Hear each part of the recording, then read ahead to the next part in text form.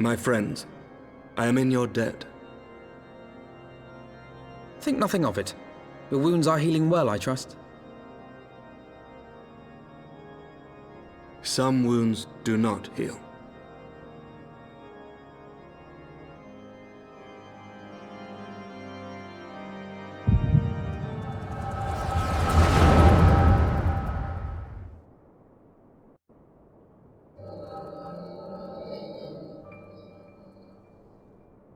The Founding.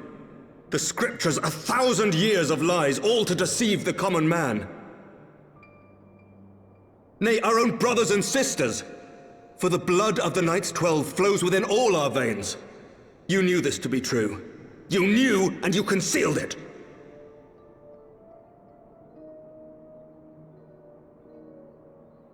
I should be interested to hear how you came by this knowledge. But yes, you have the right of it.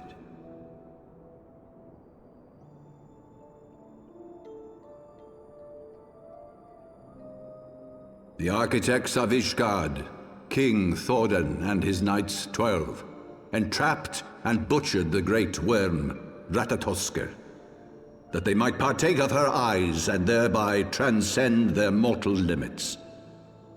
Upon learning of their treachery, Nidhogg was consumed with a murderous and justified rage. I dare say you know what followed. The great worm slew the king and half of his knights. Aye, but Nidhogg was subdued, and his eyes plucked from their sockets by the knights that remained. Their one mistake was to show mercy, for from his brother Hreysvelgr did Nidhogg receive a new eye, thus rejuvenating his form and empowering him to embark upon an eternal quest for vengeance. Whilst Thordan's son Haldreth took one of Nidhogg's eyes and learned to wield its power in defense of his people. Thus was the first Azure Dragoon born, and ever since that time, his honored successors have risen to drive Nidhogg from our lands whenever the worm has returned to plague us.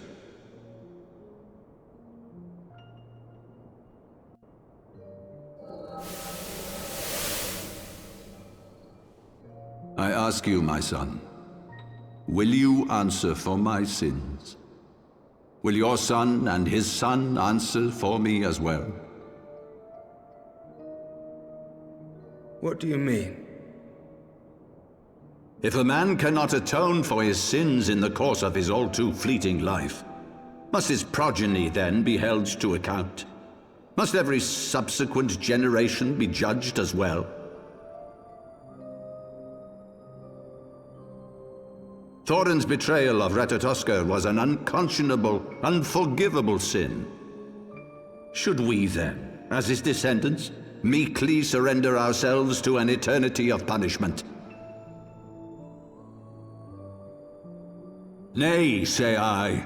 I would not see our children sacrificed in a vain attempt to appease an implacable foe.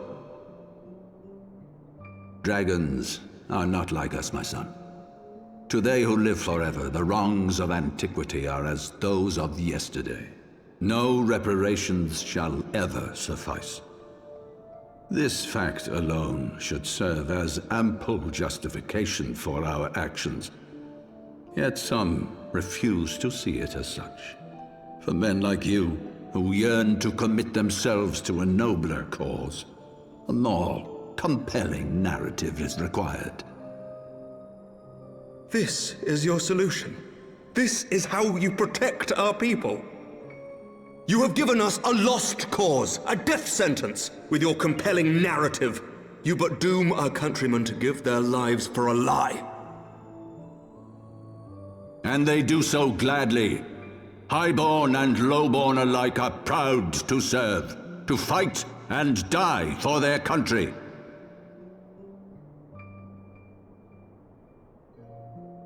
And what would you say to them? What would you tell the wives who have lost their husbands? The mothers who have lost their sons? That their loved ones died for naught?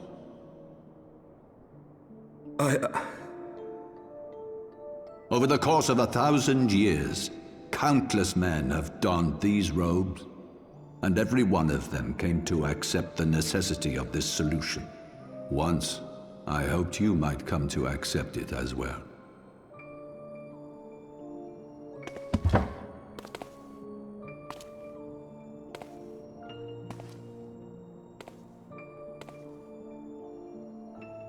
Do not despair, my son.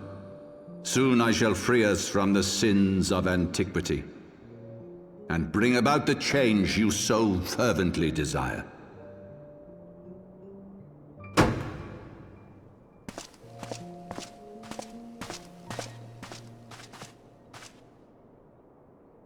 If he has spoken with others, I would have their names. Escort him to a cell and question him thoroughly. Your Eminence.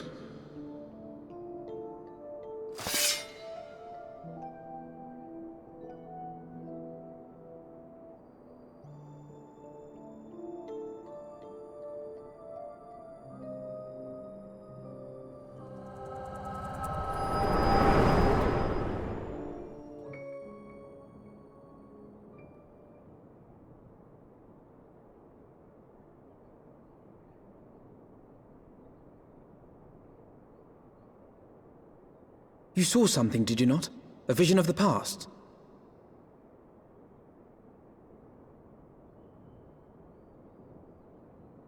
So this is the power of the Echo. Would that it had shown you a finer moment from my past. 'Twas an exercise in futility, as you saw.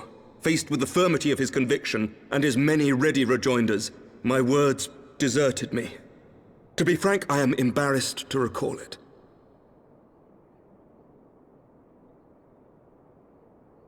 A friend once impressed upon me the importance of differentiating between words, deeds, and beliefs. Were he here, I suspect he would judge your father's conviction to be no more than rank, self-serving delusion. Even so, I cannot help but wonder what manner of change he intends to bring about. I have given some thought to that as well. During the battle within the vault, the Heavensward demonstrated strange and unnatural abilities. Aye, the manner in which Sir Zephyrin struck down Lord Haurchefant was unlike anything I've ever seen before.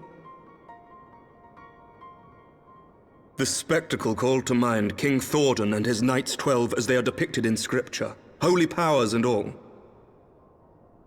Mere fabrications, which have become objects of faith, instilled with the belief of countless devoted souls.